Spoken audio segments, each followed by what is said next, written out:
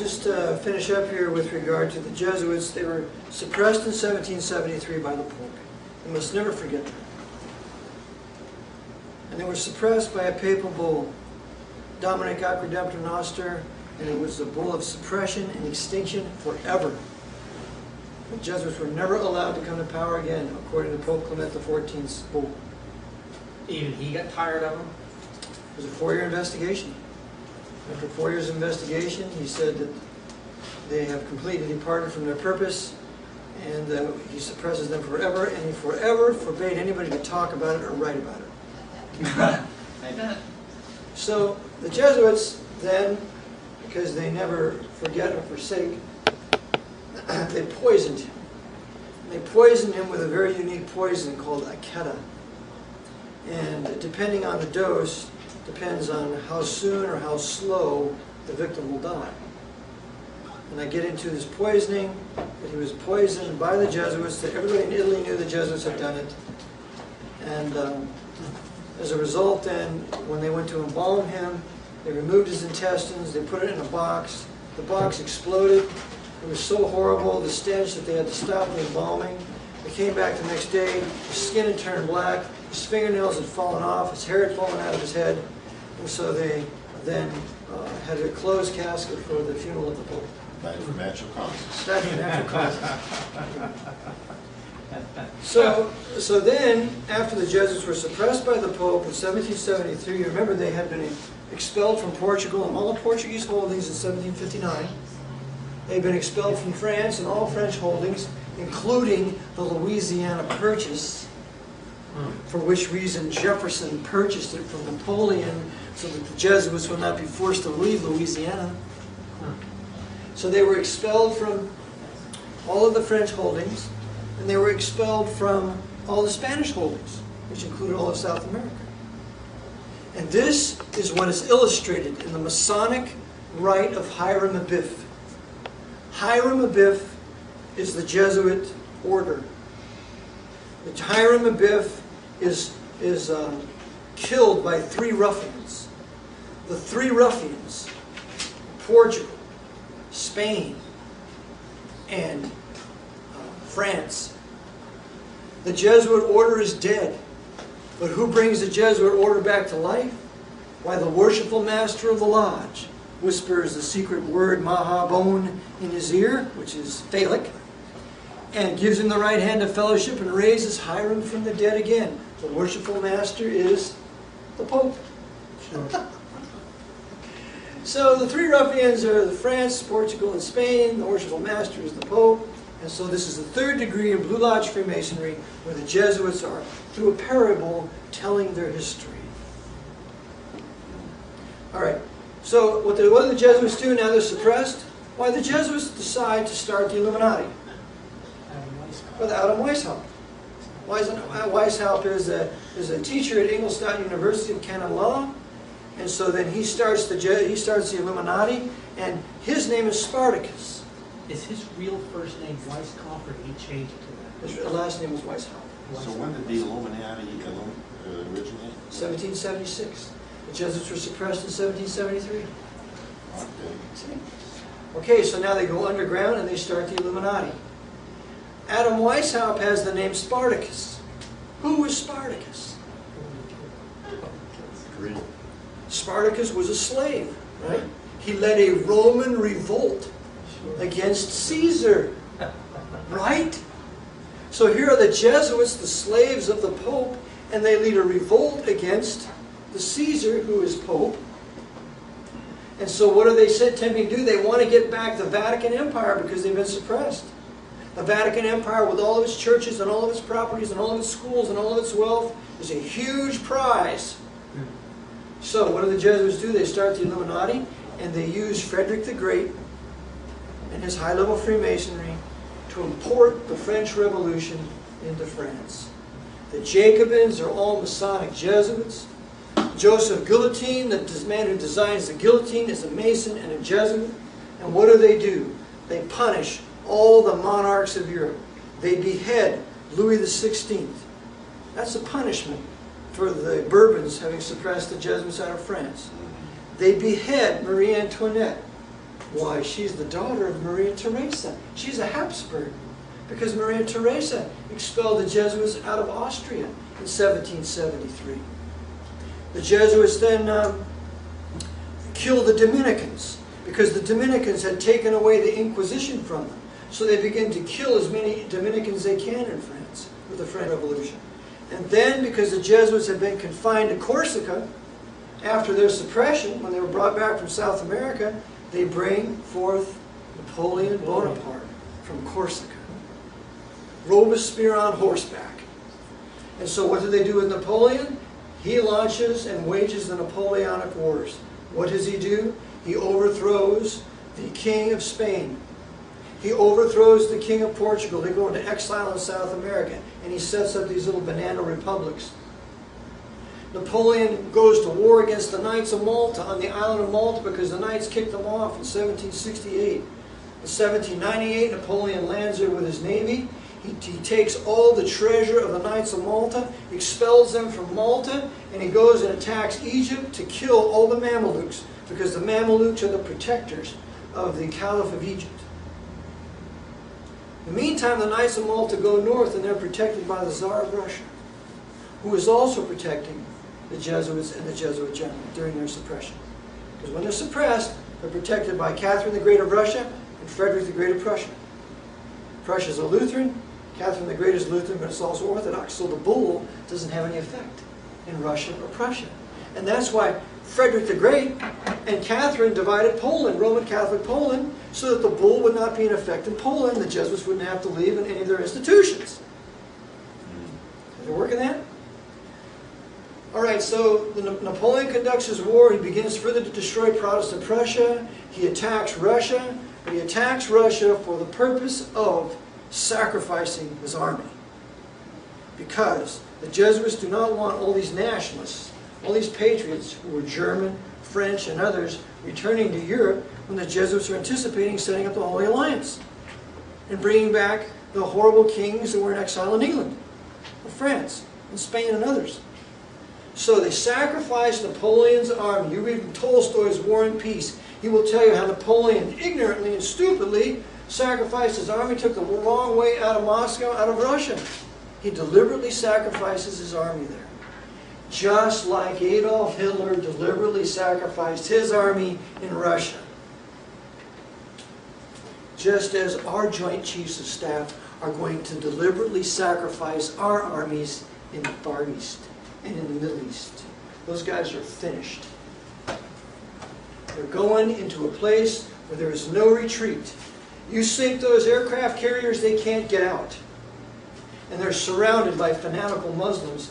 And if they do blow Mecca and Medina before that, they will be absolutely vindictively murdered.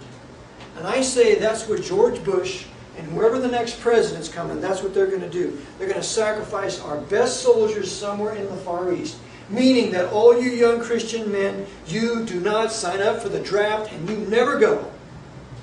I'll take 20 years in Leavenworth before I go there.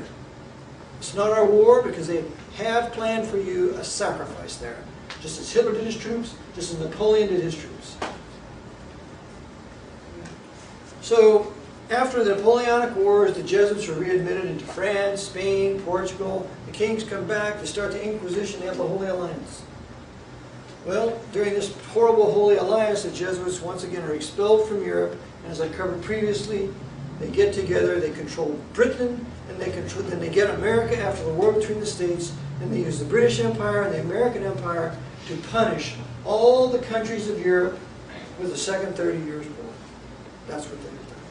Now, one gentleman here asked about Ferdinand, Archduke Ferdinand of Sarajevo when he was assassinated there. Very interesting story. Remember that Austria-Hungary was a Roman Catholic empire. Right? Austria-Hungary had broken off their concordat with the Pope.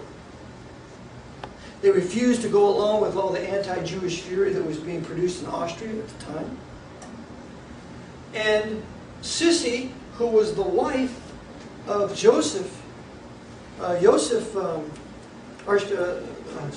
Franz Joseph, The Jesuits murdered her in Geneva. They had their assassin, their anarchist assassin, file to file with a point, walked up to her and stuck it into her heart. And I have her murder documented in my book with her picture on her deathbed. Walked right up to her and stuck it in her heart, just pierced it. She went back to where she was living and died there on her deathbed. So they killed Franz Joseph's wife. And now they decided to break up the Habsburg Empire because they want Austria wedded to Catholic Bavaria for the Third Reich. So what do? They start World War I. And when they did that, they assassinated Franz Ferdinand in Sarajevo in 1914. And that is a very interesting assassination because Prinkup didn't kill him.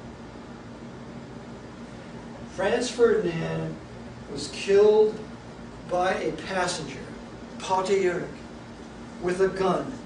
Shot him point blank inside the vehicle, just as Kennedy was shot point blank inside the vehicle by the driver. And they blamed it on Prinkup. All right?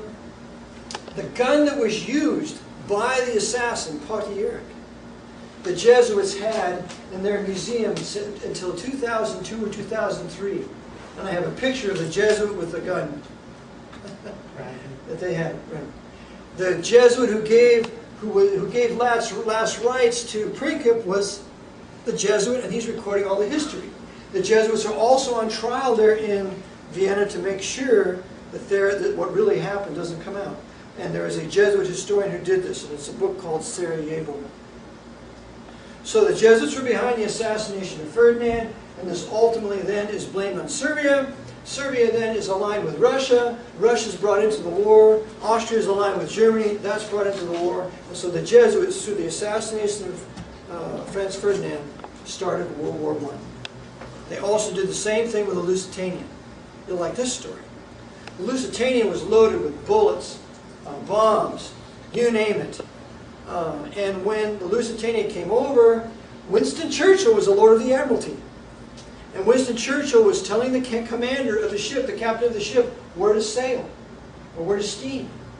And so the captain steamed right in front of a U-boat that was waiting for it. So we could sink it and then use that as a justification to bring America in on the side of Britain against Germany. See, they concoct these things, and we cannot be taken in by these horrible designs anymore. And they pulled the same thing with 9/11. And one of the things that I have said is they're not, over my dead body, they're not going to get away with 9/11 like they got away with Pearl Harbor, like they got away with Lusitania, like they got away with the Gulf of Tonkin. I'm telling it high and low, the Archbishop of New York did this with the Knights of Malta controlling the CIA. And we do not belong in that papal crusade. There's no reason to be over there. Bring the troops home immediately. It's a crime to have them there. Eric, do you have any history about the driver of that limousine that Kennedy was? Yes. Oh, Yes. well, I didn't want to divert you because you're doing fantastic. So Okay, well, we did with Franz Ferdinand, the start of World War I. You want to go to the driver, William Greer, of the Kennedy assassination? Want to talk about him? Wasn't there another prince, king, his name was Peter, I believe, in Croatia? King Peter, yes. That was assassinated. Stephen assassinated him.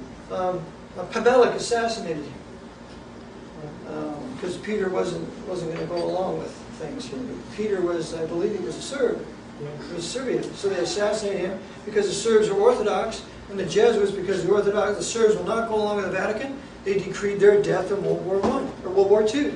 So that's why they killed nearly 1 million Orthodox Serbs using the Ustashi, and the Ustashi was brought to power by the SS. Himmler put Pavelic in power. It was a huge inquisition. And I have a picture of Hitler who is riding a horse as a crusader. It's a crusade. The whole Nazi World War II was a huge papal crusade to kill Orthodox Christians, Jews in Europe, and Protestant Prussians, and Reformed people in Holland. That's what the pageants were for, that they had Yes. Yes. celebrations. Yes. It instilled all this desire of a crusade. And then, of course, Versailles instilled in them a desire to get even, because Versailles wrecked Germany.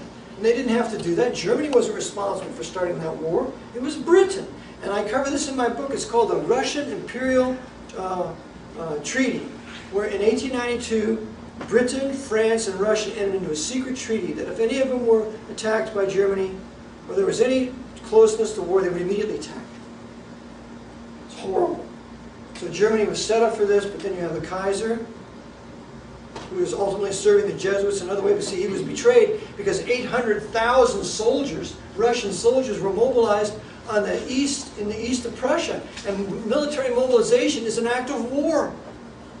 So the Kaiser was begging, and I have the telegrams between the Kaiser and Nicholas. After they'd already agreed upon peace, the Kaiser saying, stop this mobilization, this is war. If it's war you want, then war you shall have. Eric, doesn't make sense though. Kennedy was Catholic, right? Yes. So evidently he was a threat to the system. Yes. And the driver that took him out was obviously had Masonic ties. And he was a Protestant. Yeah, go over both of the Kennedys if you Just would. one other thing, too, before we get that far up. Two other things I'd like to ask you. One is the Russo-Japanese War. Russian-Japanese War? Yes. Russo-Japan, 1905. Yes. And the other one is We're going to have it here till midnight. the massacre of the Christians by the Kurds Uh-huh. in 1906. Armenians. The Armenians. The Armenian Armenians. massacre. Okay. Armenian massacre. One of the purposes for World War I was to kill as many non-Roman Catholic Armenian Christians in Turkey. And the ones behind this were the Jesuits using their Frankist Sabbateans, Sabbatean Frankists, the Masonic Jewish Labor Zionists, because Talat Pasha was a Jew and he was very high up in Hamid II's, the Sultan of Turkey's empire. And so they worked together in the mass murder of the Armenians, and so did Kaiser Wilhelm II. He countenanced all that. And John Foster Dulles, he countenanced that too. Who later became Secretary of State under Eisenhower.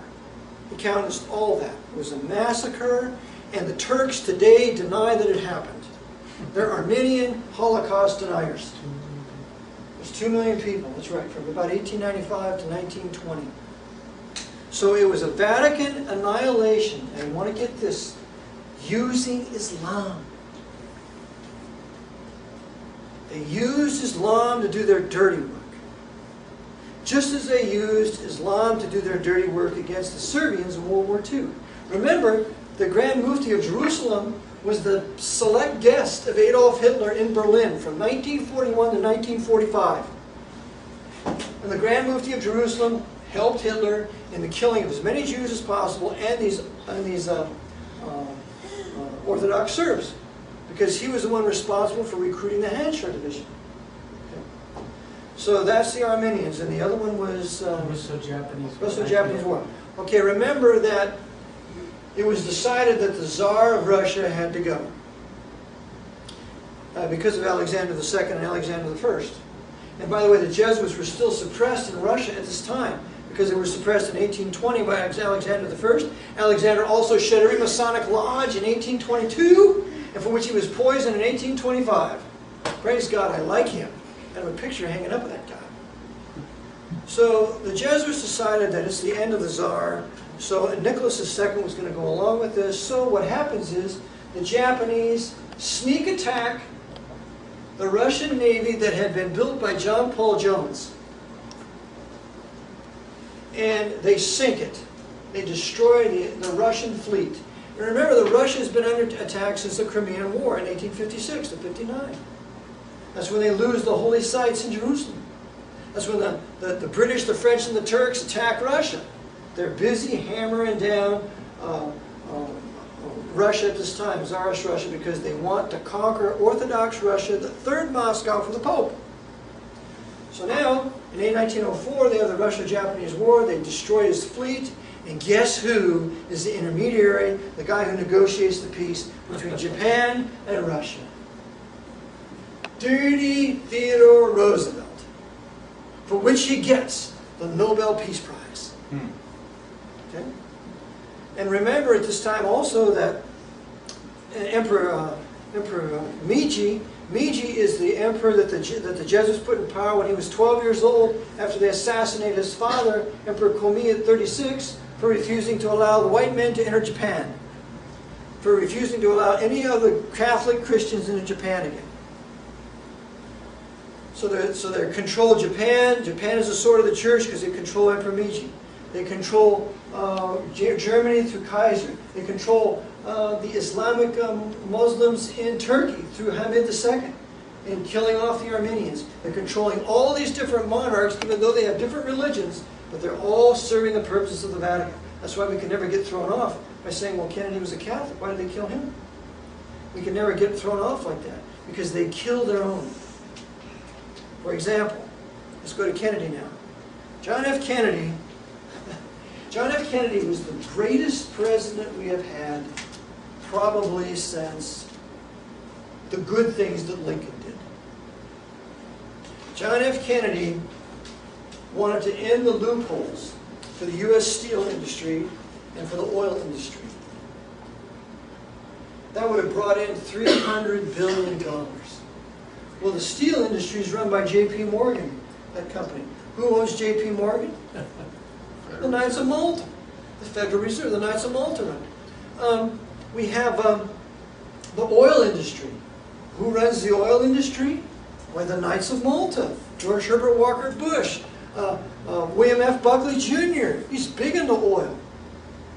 And so Kennedy is opposing the very men who helped to put him in power.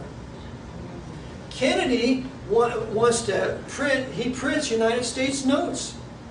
He prints, I believe, nearly $5 billion worth, like 4.2, something like that, of United States notes. When you hand around a United States note, nobody gets any interest on it. When you hand around the Federal Reserve note, monopoly money, you got to pay interest on it to the Federal Reserve. Okay? He's taking on the Federal Reserve. What does Kennedy want to do? Kennedy refuses to participate to help give Israel nuclear weapons. So Ben-Gurion hates his guts. Right? And so that's why Yitzhak Rabin was in Dallas on the day of his assassination. Just hanging out, just happened to be there. Right? Kennedy, he wants to break the CIA into 1,000 pieces because Kennedy is really an anti-communist. He doesn't want Fidel Castro in Cuba. And so, there's a new book out called Ultimate Sacrifice. You want to get it. Some 900,000 pages. In that book, Ultimate Sacrifice, it tells you that Kennedy planned the attack on Cuba to take it back on December 1st, 1963, 2 weeks before his assassination. If he would have taken Cuba back and given it back to the Cuban people, guess what? No staging base for our invasion. Kennedy warned about secret societies. Kennedy in 1960 said that no pope will tell the American president what to do as long as I'm president.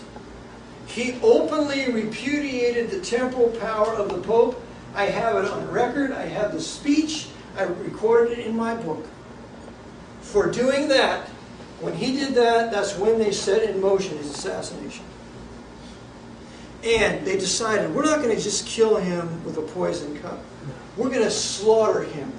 We're going to make an example out of him. Just as Ignatius Loyola says in the spiritual exercises, or in the secret instructions. We're going to blow his brains out.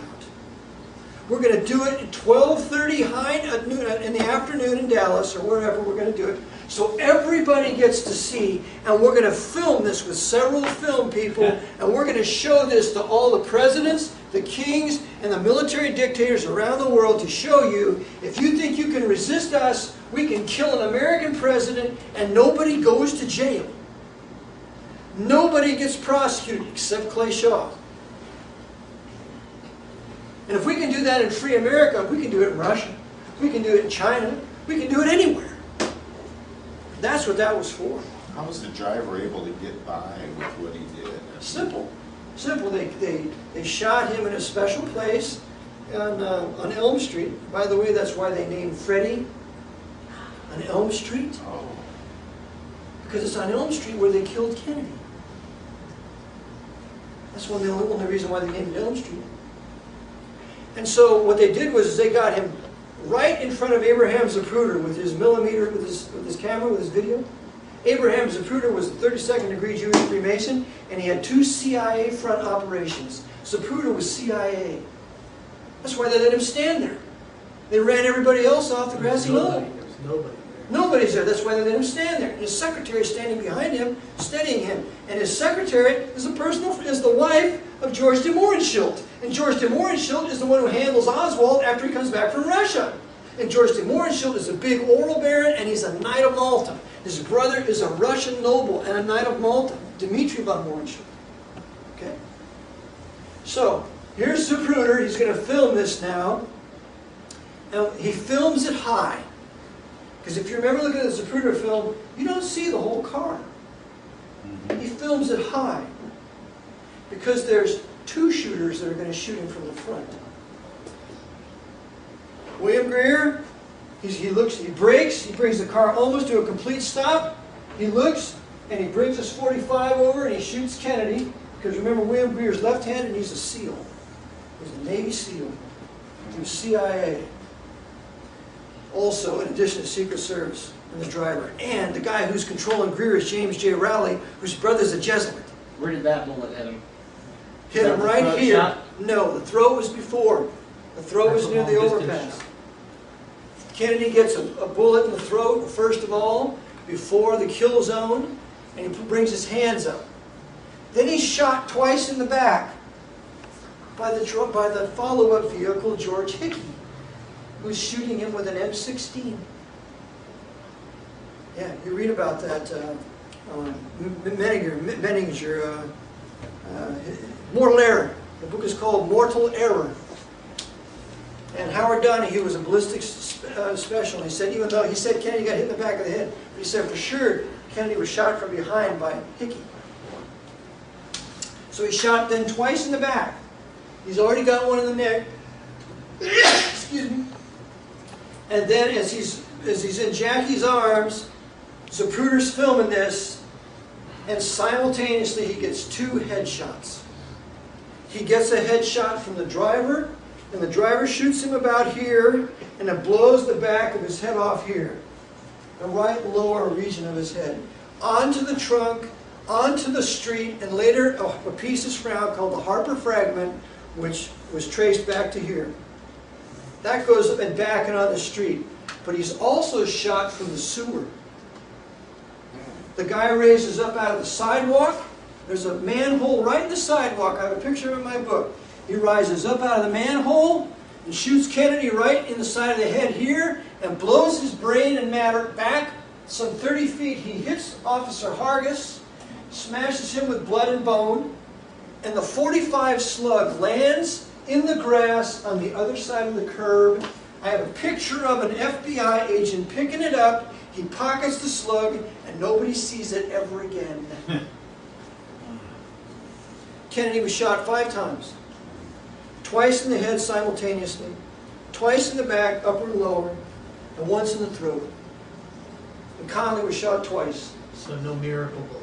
No miracle bullet. That's all Arlen Specter nonsense. Arlen Specter is a 33rd degree Jewish Freemason, and serving, I call him Spelly's Evil Jew in my book, and they gave him a lifetime in the U.S. Senate, of which he has now put at least 3 Opus Dei Supreme Court justices on the Supreme Court. Right. Alito, Clarence Thomas, Roberts. and Roberts. Opus Dei. So now we have a Roman Catholic Secret Society Supreme Court. 5 members. 5 members, and they get to rule on the Patriot Act. And you know who wrote the Patriot Act? Michael Chertoff, that David Jew, Gibbs. that Masonic Jew, and Viet Minh. Viet Minh. Viet Minh is a Roman Catholic and an instructor at Georgetown University. They put together the Patriot Act at Georgetown and had it ready to go. And David Gibbs. David Gibbs. You know what Chertoff means? No, Of the devil. not the devil. Well, he surely is. So his name is Michael. Michael. One like unto God. Of Of the devil. the devil. David Gibbs II wrote like 3 or 4 different sections of the Patriot Act. David Gibbs II. I have to check him out. So what you're saying is we're doomed. That's right. No, just you. I'm saying that this country. Now, the other thing we want to remember is the man who's in charge of the Department of Homeland Security, which they immediately created after 9/11. No. You're going to like this. Because remember, the Patriot Act was never read. It was passed into law, and not one congressman, not one read it. Okay? What happened was, the guy behind the Department of Homeland Security, for which Paul Wellstone was killed because he opposed him, is a man by the name of John C. Gannon, an Irish Roman Catholic, Knight of Malta, adjunct professor at Georgetown University, worked in the CIA for 24 years, has been given the highest medal that can be given by George Bush for a civilian. John C. Gannon was in the Jesuit Volunteer Corps in Jamaica after he was out of high school. He is a Jesuit and a Knight of Malta and a personal friend of John de Goya, who's another Knight of Malta and the president of Jesuit Georgetown University in Washington, D.C., which is the nation's real capital. That's right. This guy is the one who brought over Yevgeny Primakov from the KGB to act as an advisor for the Department of Homeland Security. They also brought over Marcus Wolf, who was the former Stasi head of the East German secret police, who, thank God, he died just last year. So what they're doing is they're bringing in all of their communist secret police agents into the Department of Homeland Security and implement the same exact system that they pulled in Russia for the last 80 years so they can do it here. And it's the Jesuits who run it through men like John C. Gannon, all controlled by Georgetown. So that's where we are today, and this crusade, as I mentioned, has to be an American crusade, so it's no wonder why Tony Blair is beginning to withdraw British troops from Iraq. It's going to have to be an entire American crusade, yes. I was curious about Robert, while we're on the Kennedy family, and then if you could follow it up by... You mean Bobby Kennedy? Bobby, sorry. Yeah, Robert. My mother's last name was McNamara. We called it Bobby. Oh, okay. Anyways, and then also follow up by what you think about the whole MacArthur situation. Was he a Jesuit who just got out of line, or what? Okay. First of all, Bobby Kennedy. Remember, the Vietnam War was called Cardinal Spellman's War. Spellman's War. Much was accomplished in that war, particularly the unification and the working together of the Mafia and the CIA. That's why every one of our cities is floating in drugs. Because the Vatican's Mafia and CIA working together to bring it in from the Golden Triangle, and all the drugs are given to the Mafia Dons, and they make all the sales and sell billions of dollars worth, and then all this money is run through the Knights of Malta, their banks there in New York, and then all that money is taken and used for their underground facilities and anything else they want to finance in their international intelligence community. William Casey said, I want to have an international intelligence community that does not beholden to the U.S. Congress. So that's how they finance it, through all the drugs and everything else they can do. Bobby Kennedy wanted to end the Vietnam War prematurely, just like JFK. Well, that was not good, because that was Spellman's Inquisition. And it later became Cook's Inquisition, Cardinal Cook. So because Bobby wanted to end the Vietnam War and he wanted to continue to prosecute these Mafia Dons, he was killed by the same people within the CIA and military intelligence that killed his brother. They killed him in Los Angeles, in control of the Los Angeles Police Department. That's why nothing good can come out of the LAPD. That's why I give O.J. Simpson the benefit of the doubt. And so the LAPD is totally corrupt, because they destroyed some 10,000 pieces of evidence, according to William Pepper in his book, Orders to Kill, that would have shown collusion with the intelligence communities killing Robert Kennedy. William Pepper, Orders to Kill, you must read it. What do you suppose is do you think these things sort of like the Waco incident, the Ruby Ridge incident, Indianapolis Baptist Temple, various things along this line, are just muscle flexes to let people know? Muscle flexes and a test. Just to see what can be pushed and What can be pushed, that's right. And since they had no resistance, they go to 9/11. And no resistance to that, more war. But what we're happening here, what's happening, did I cover everything you mentioned? MacArthur. MacArthur. Remind me to go back to George Bush and his loss of popularity. MacArthur. General Douglas MacArthur was a servant of the Jesuit order from the very beginning. And that was a hard one for me to grasp because I always liked him. And a high-level Freemason. He was a 33rd degree Freemason. General Douglas MacArthur was the one behind the burning of Hooverville. You remember that? No. Yes, that's the town that everybody created in the Mall of D.C., isn't it? Yes. And why did they create that? Well, because they had no other place to go. It was kind of like a demonstration. And that was a demonstration. They had no place to go, and they wanted their $1,000 They wanted bucks. their money. They wanted their $1,000 They were all World War I They were all veterans. one- And they were promised this money. And because of the Great Depression, they didn't have anything, so they wanted it a little bit sooner. Tent City. Okay? So they called it a tent city, and they built it with cardboard and all that. Well, Herbert Hoover gave the order to disperse them. But MacArthur, because he's working with FDR and Al Smith, he destroys Hooverville. He burns it, and he drives them out. Which is when Hoover's popularity really began. That's when it just was destroyed. That was the shoe-in for FDR. That made him president. So do you think that Hoover was a victim of circumstance? In more that than anything issue, else? but you see, he was dirty. Because Hoover was the one who went over to Russia and brought $60 million worth of food and other supplies to supply the Bolsheviks so the Bolshevik Revolution would be a success.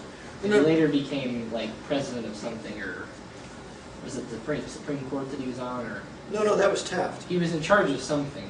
He was the Secretary of Commerce That's what it was. in 1922 under Warren Harding.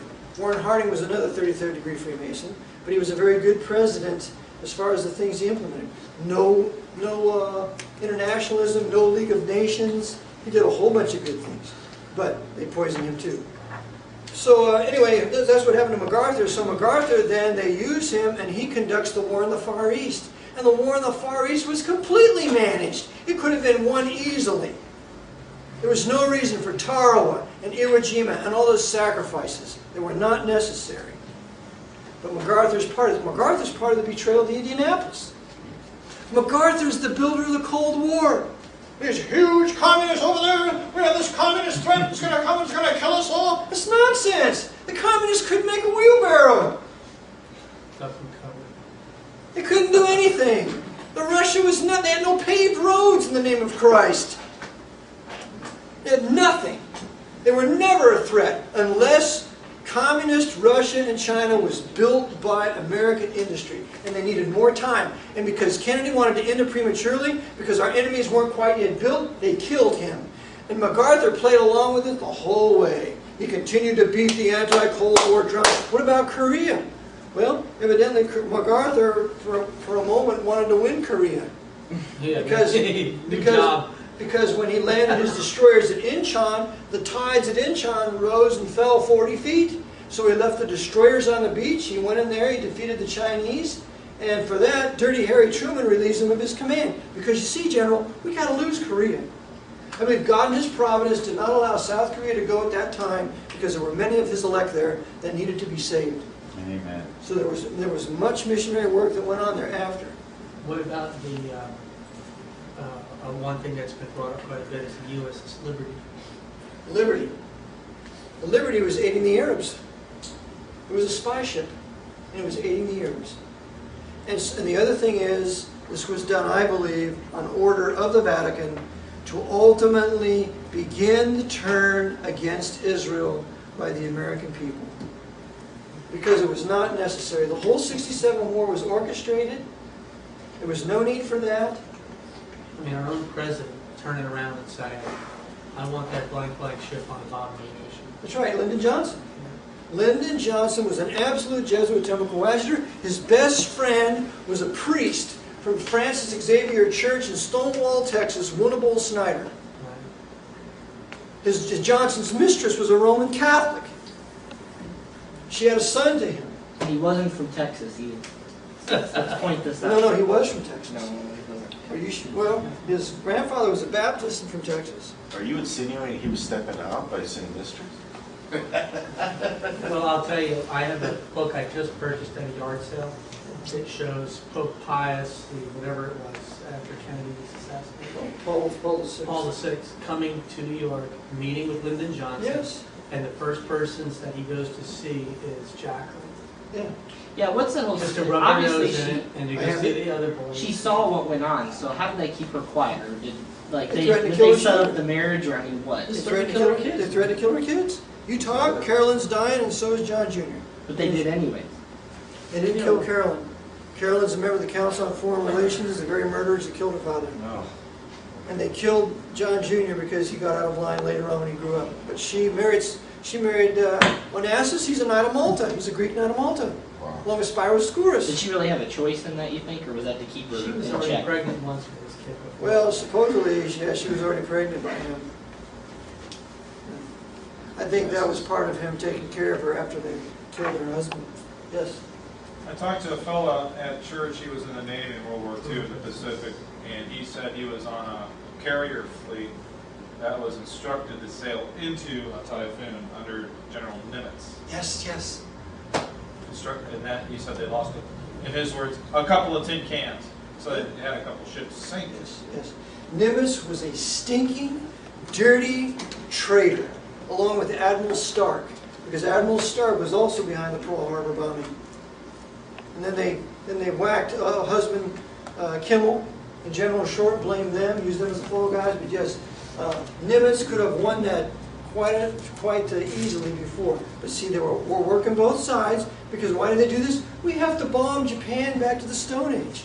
And after we bomb Japan and totally destroy everything of its ancient culture, then we're going to rebuild it so it can make cars, and so it can be this huge commercial empire, to use it on the side of China for our future invasion.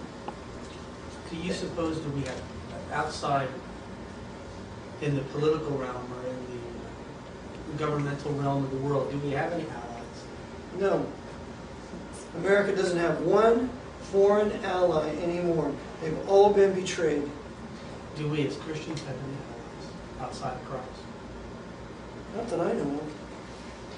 George W.'s popularity. You'd said mention that to you. Oh yes, George W. George W. Bush, of course, is skull and bones. He's a Mason.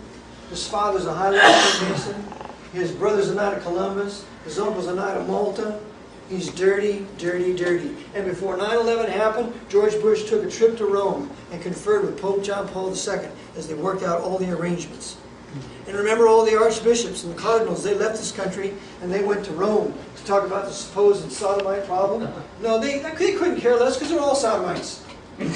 What they did was they were planning for the attack of 9/11. Because remember, the cardinal, the archbishop of a city, he controls the government of that area, and then the Jesuits control, the Pope controls the archbishop, and the Jesuits control the Pope. So George Bush then was involved in 9/11, and then after that, they used that to ignite this war, but I've said that his popularity must go down. And this is exactly what's happened. His popularity must go down, down, down. And he's talking about weapons of mass destruction that didn't exist. And remember Valerie Plame and her husband Wilson? Right. He's a decent guy. Wilson told the truth. He said Niger never tried to get, was never approached by getting any atomic substance from Iraq. It's all a lie. And then Valerie Plame is betrayed not by Scooter Libby, but Dick Cheney and George Bush. And who knows how many CIA agents were killed over that, betrayed. So in the meantime, George Bush, his popularity is going down, down, down, down. And you say these people are dangerous, they have weapons of mass destruction. We could very well get nuked here. I have a book called Endgame by 2 American generals. So you're saying they're setting him up to be really right? Yeah! Absolutely. They're setting him up to be right, because when the detonations take place, see, I told you so! All these Muslims in this country, we detonated these devices, they snuck them in here. There's no sneaking any atomic bomb in here. You can see them all from the satellites. It's all nonsense. They have them in place. They've been put in place for 20 years, and when they decide to detonate them at a certain time of the year, when the sun's in the right harmonic relationship to where they want to detonate, they will detonate, and then they will justify a whole bunch of other things. Opening the camps, suspending the Constitution. We're going to have total war, just like Goebbels had in Nazi Germany. We're going to draft all the young men from 18 to 35. And we're all going to fight those Muslims and kill them because look what they did to us. When in fact it was the dirty, stinking intelligence communities run by the Vatican who did it. The CIA, the FBI, KGB, Mossad, all working for the Vatican. And that way the Pope can step up one day and go, I can fix this. And the other thing is this. Remember that the Pope's formal position is that he's against this war. Right. So it doesn't look like the Pope's really behind it when he caused it. The other position is this: Europe, we're not involved in this war, and that's why they're bringing Britain out of it, because Britain cannot afford to be a target for some Muslims that might want to bomb Britain. Because they left. Because they're leaving. That's right. Britain has to be in the Holy Roman Revised Empire of the Pope. And remember, the Anglican Church is thinking about reuniting with the Pope now. That's just what they want. So then when Britain gets out of this war, there's no reason for them to bomb any place in Europe. And when Mecca and Medina are blown, then they can, and then when they blow maybe northern Miami, maybe Houston, I'm very sure they're going to, I very strongly feel they're going to do Los Angeles. Maybe New York City, they're going to hit the Jewish populations and the historic Protestant and Baptist populations as much as possible. So when they pull that off, they can justify all kinds of martial law, suspension of the Constitution, and all the troops now that have been trained in Iraq from house-to-house warfare, they're all ready to do it here in our major cities. They've been testing it out. They've already tested it. They've already perfected it. In the meantime, they're busy killing off our best troops with depleted uranium in Iraq. They're all getting sick. They're all coming back with their genes all fouled up, so they're fathering children without arms, without legs, further destroying the population and further weakening our military so we can't defend against an invasion. Eric, what's the order as far as the Pope, the Jesuits above him? Or who does he answer to? Or just briefly, yeah, the Black Pope, the Jesuit general. What's his name? That's Clovenbach? Peter Hans Clovenbach. They're going to be another congregation. They're going to elect a new one in Where's he? Now, where's his throne? He lives outside Vatican walls in Borgo Santo Spirito number 5 in Rome. Okay. Okay. He then, with his Jesuit order, is in control of the Pope, and the Pope controls all the Roman hierarchy. Okay. Okay. The Jesuit general also controls all high-level Freemasonry. All of it. Which includes the Pope and the hierarchy. Okay. And so that's how the war, and then the hierarchy, they run the governments. So the master of George Bush is Edward Cardinal Egan. The master of Stephen Harper of Canada is the Archbishop of Montreal. The master of Putin in Russia is the Patriarch of Moscow. It's all this religious stuff that we think they're benign and harmless. They're the great rulers of the earth, and they control all the intelligence communities. And it's the intelligence communities that control your elections. They control who runs. The CIA doesn't want you running. You're not going to run. You're either going to stop or you're going to get a bullet, unless the Lord's protecting you. Just like George Wallace. If you're a black man and you're talking about black nationalism and we need our own country here in North America or we need to go back to Africa, you're going to get a bullet, just like Malcolm X. Malcolm X was a decent individual and he advocated things the Vatican did not want. And so they killed him and they controlled the New York Police Department, which is why they really never found the source of his murderers. Cardinal Spellman was behind it. Cardinal Spellman killed Malcolm X. There can be nobody that has true nationalism with leaders that are going to rule for their benefit. Nobody. And they maintain this power through the international intelligence community, which is financed by Federal Reserve Bank and ultimately us, yes. Now you mentioned earlier something about OJ. What would you referring to there? Well, I believe for a long time that OJ had killed his white wife. But I don't believe it anymore. Because according to my Jewish friend, Lenny Bloom in Canada, he knows a Hollywood producer that said there were several black men who went in together with their fortunes, and they bought controlling stocks in Ford International. Ford International is a very powerful international corporation. It's also involved in weapons production, I believe. Not to be confused with Ford Motor Company. Yes, not Ford Motor Company, it's Ford International. Okay. The men involved in this deal were O.J. Simpson, Michael Jordan, Bill Cosby, and a few other very wealthy blacks. Well, sounds like everything's happened to one of them. Yes, isn't that interesting? Let me get The there. defense lawyer, what was his name? Shapiro. We'll talk about his son. So what happens is when the Jesuits or the Knights find out what's been done, they send O.J. Simpson a gun loaded and tell him to blow his brains out.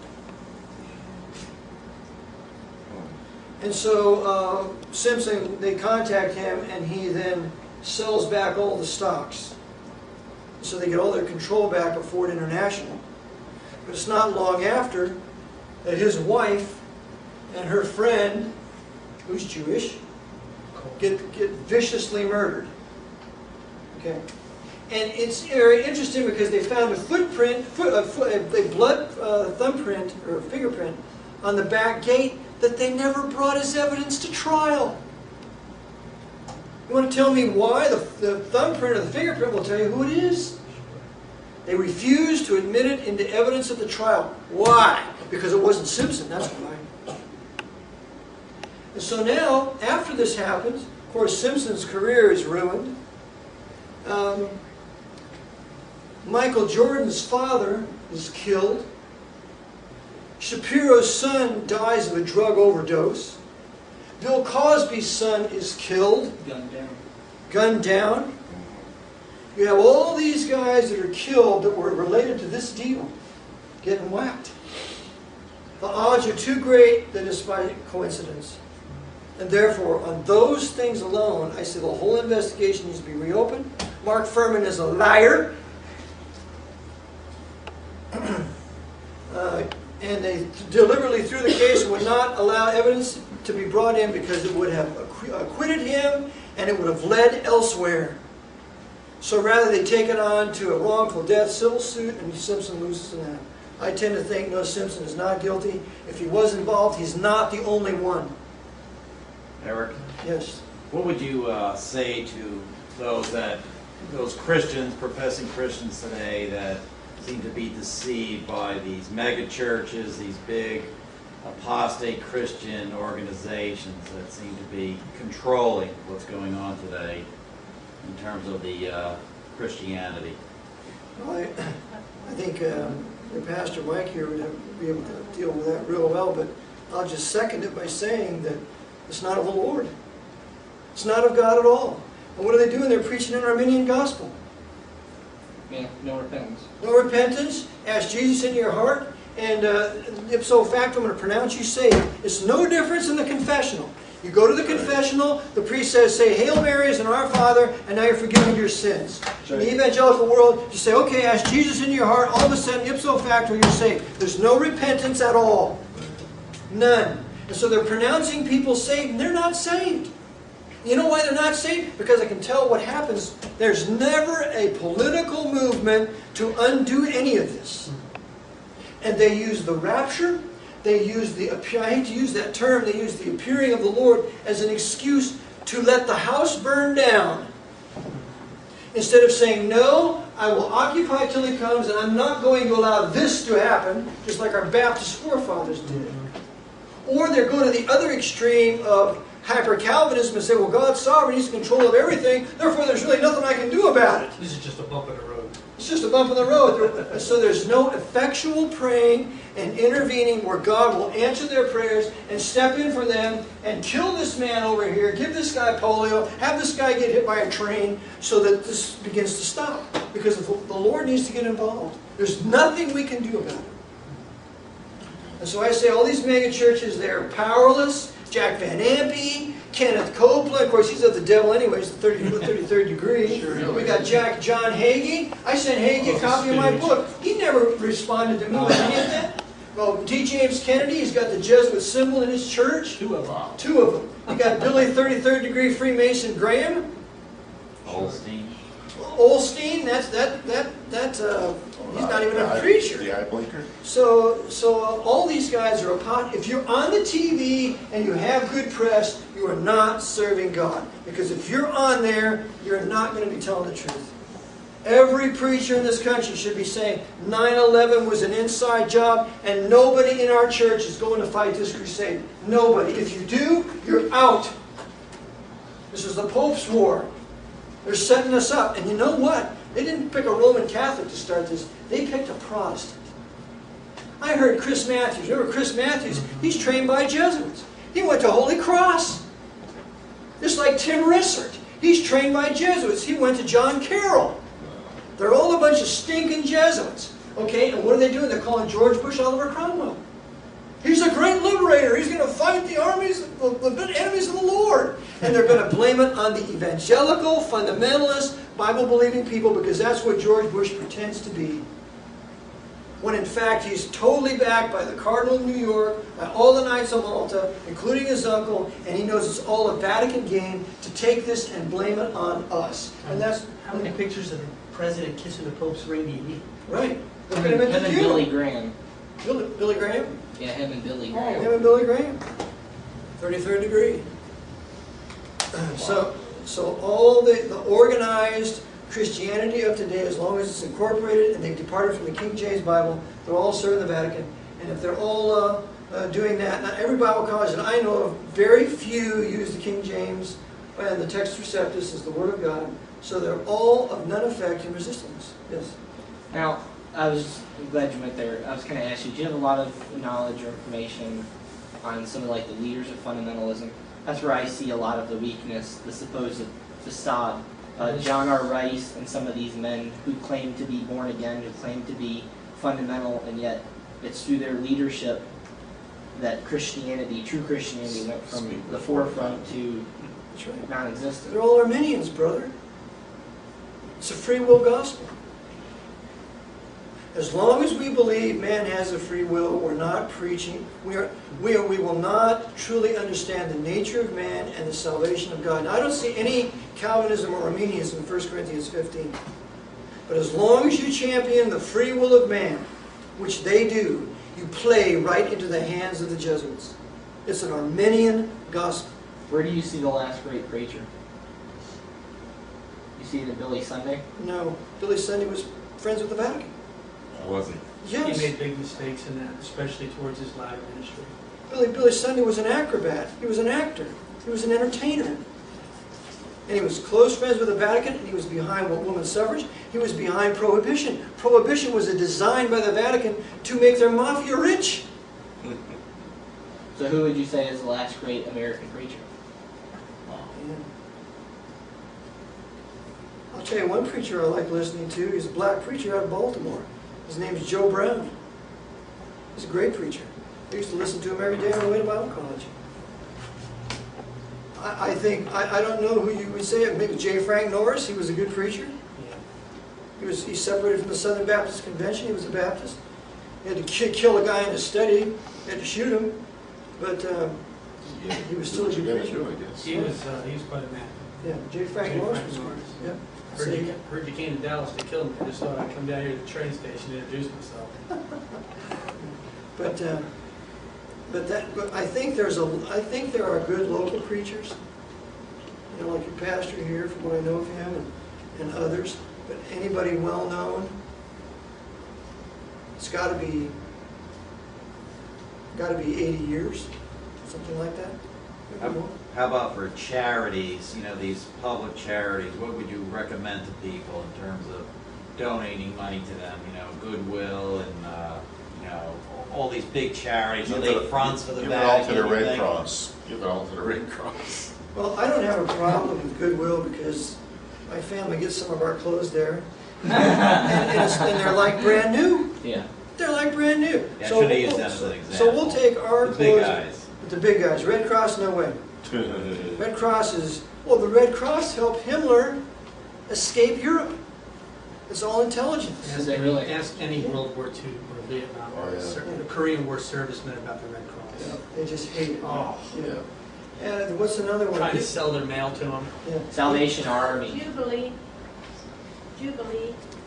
Jubilee, yeah, that's good. See, we go to Jubilee, we take our clothes and we exchange it, that's like brand new stuff. So I don't have a problem with Jubilee, but the Red Cross and the United Way, that's all of the papacy, and it does not help. See, and this is why we should be strong local government.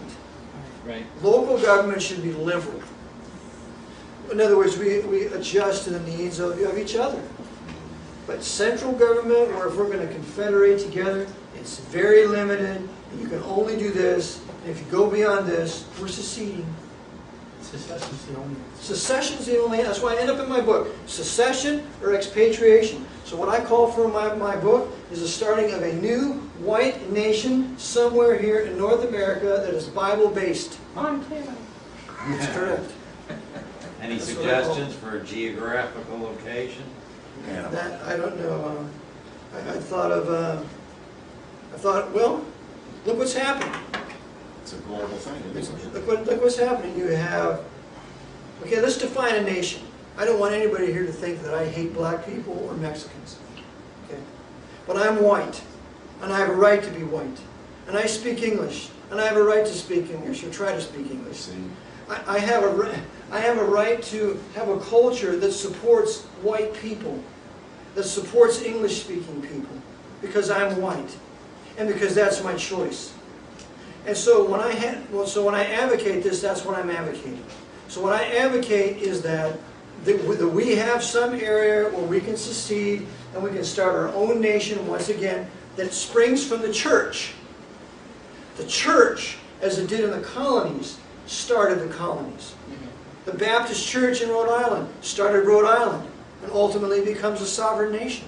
Right. It has to start with the church first, and then it goes out into the civil area, having, of course, separation, that our church is not part of the government, but that our Bible dictates the principles of that government. Okay? So that's what I advocate. I advocate separation. I advocate segregation that we have a white nation, and the only other race that can live among us, but they will not be allowed to race mix with us and marry, are the Jews, are the racial Jews. And I don't mean Talmudic Jews. We will not have any Talmud in our country because it calls Jesus Christ a bastard and his mother a whore. That right there, you're out. There won't be any canon law in our country. That's out. We won't have any Jesuit immoral theologians. That's out. We're not having any Quran. That's out. Those are all horrible, oppressive, religious documents that ultimately persecute us. So therefore, our final document will be the Reformation Bible with its underlying original languages. Yes? How does a person like myself, research a particular person that we suspect to be Jesuit or Knight of Malta, something like that? Like, I want to research Harlan Horton, for instance. How do I find out what he's a part of? yeah. I get on Ask the him internet, personally. I go to the Knights of Malta, see what you can find in that area. Try to find connections to Jesuit universities. Well, That's a he big one graduated right from there. Bob Jones. Okay, if you graduated from Bob Jones, you want to find out if he's a Mason. We know Bob Jones III is a Mason. Right. So, and we know that Charles Sumner is a Jesuit coadjutor, but constantly pushing Westcott and Hort. Right. Something. Zondervan Printing. Zondervan Printing is owned by Rupert Murdoch. Rupert Murdoch. Okay? Harper Murdoch.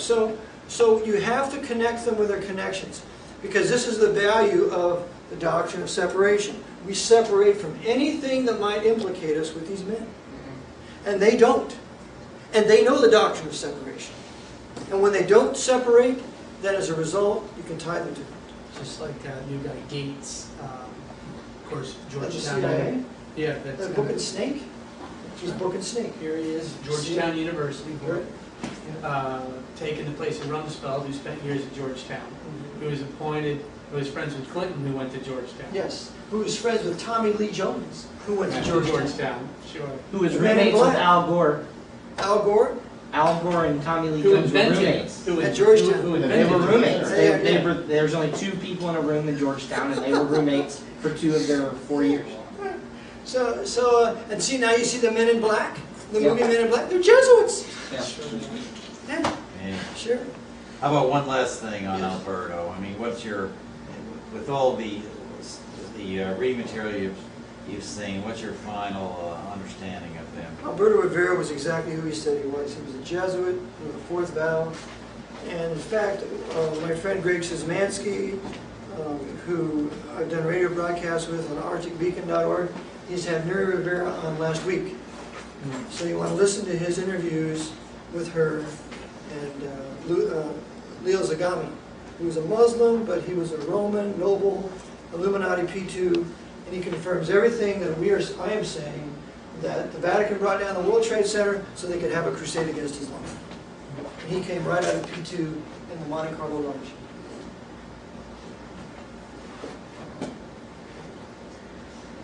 Yes.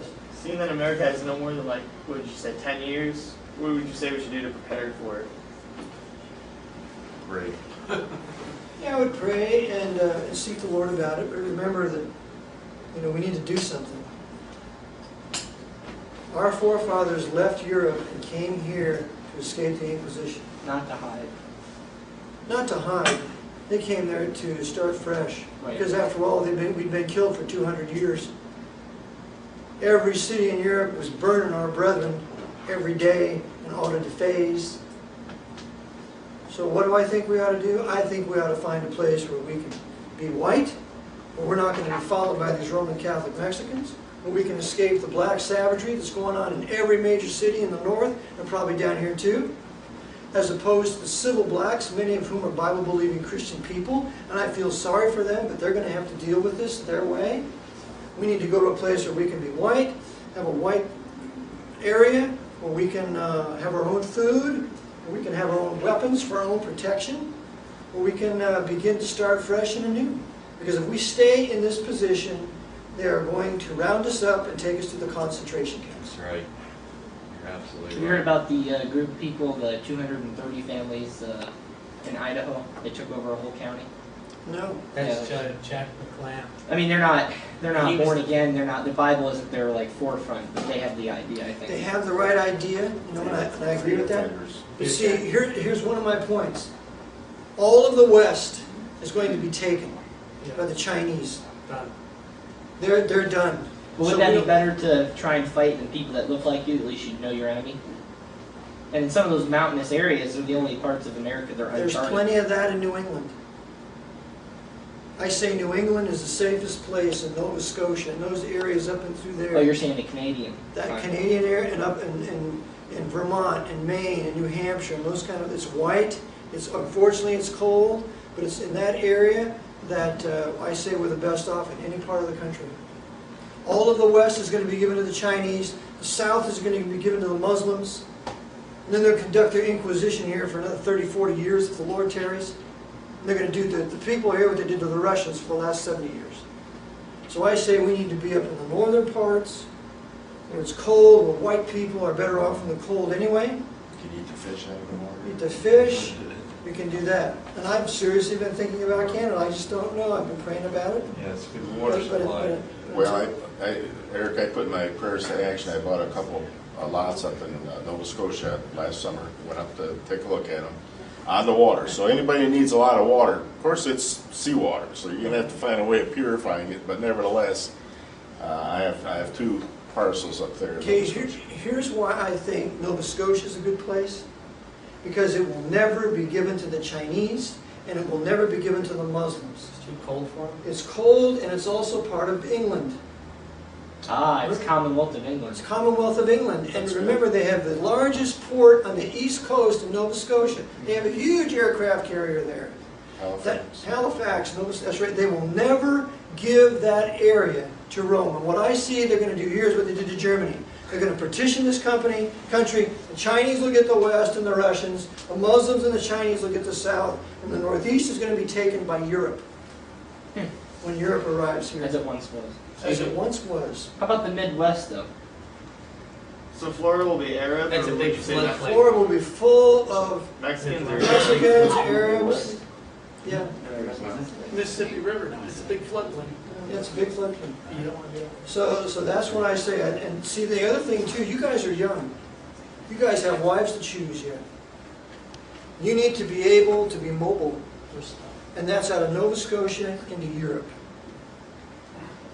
The future for these children is not here. The future for these children is in Europe.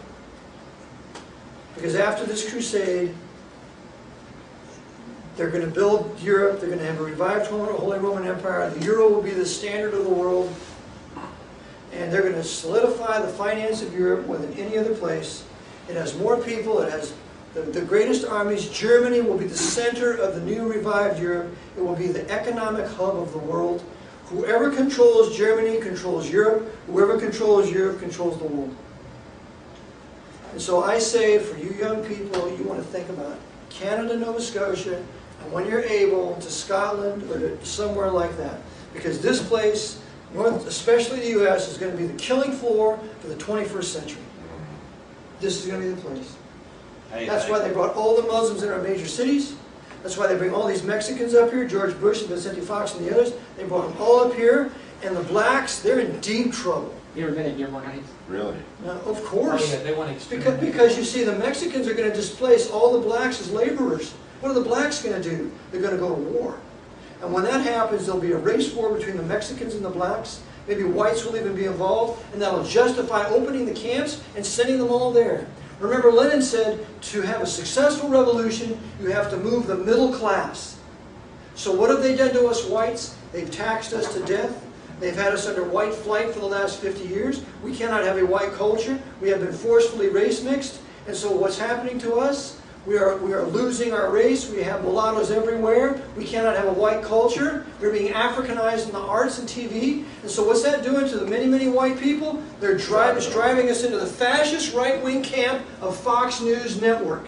It's a unifying of Catholic whites and Protestant whites together to have a common enemy of the blacks and the Mexicans and the Muslims. So we will be the fascists of the 21st century. And so does that make sense? They want to kill off all the blacks.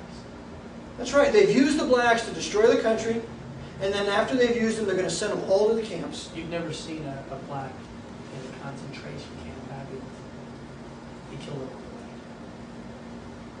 all. Well, my point is that, so we have... I'm going to Nova Scotia. I'm just saying, that's why AIDS is so rampant in Africa. That's right. They don't want to heal it. They don't want to help. But the point is that if we... because there are so few people of our understanding, I don't feel guilty in leaving. Because nobody's going to believe you if you tell them.